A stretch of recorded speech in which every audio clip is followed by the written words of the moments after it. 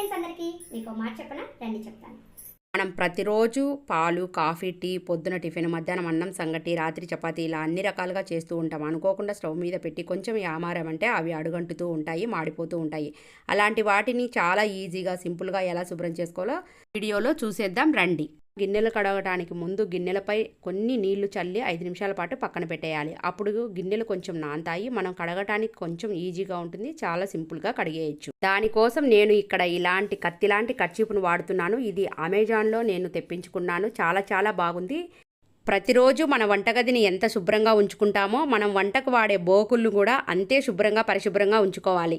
అలా ఉండాలి అంటే ఇలాంటి కత్తిలాంటి కర్చీపు ఉంటే మన ఇల్లు మిలమిలా మెరిచిపోవడమే కాదు, మన బోకులు కూడా తలతలా మెరిచిపోతాయి.